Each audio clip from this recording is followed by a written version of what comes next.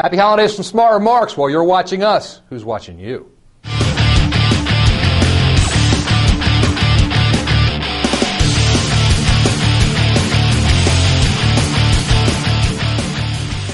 a front-page article in last week's Sunday News, I wrote about how the city of Lancaster, with a population of about 55,000, is about to get 105 new security or surveillance cameras on top of the 60 that are already in use. This will, we're told, make Lancaster one of the most filmed cities on a camera per capita basis. It's being paid for by a public-private partnership. And as you might imagine, officials from other cities around the country have called and said, how are you guys doing this?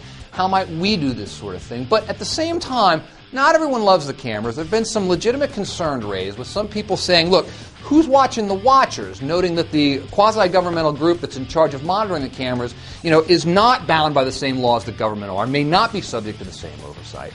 And others are just saying, this gives us a sort of a vague, creepy, Orwellian vibe here. We're becoming a society where every keystroke is monitored, every step is watched. We are becoming a surveillance society. Secure from the pests of a... And that may be true to a certain extent, but if it is, I'd like to suggest it has nothing to do with a latent desire for Big Brother and everything to do with one simple factor, and that's money.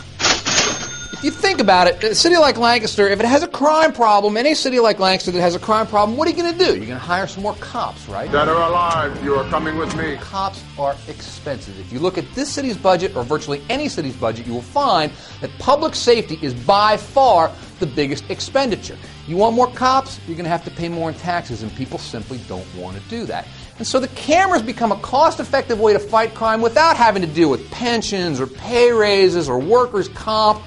They are a once-and-done thing, and if you can get the big institution to kick in a couple bucks, then you don't have to place the burden on the individual taxpayer who's already overextended. And so particularly now, in these tough economic times, more cities are likely to follow Lancaster's lead. Cameras are coming to a town near you. But if they do, as I said, it's not because your local officials want to ape Orwell. It's because fiscally they feel they have no other choice.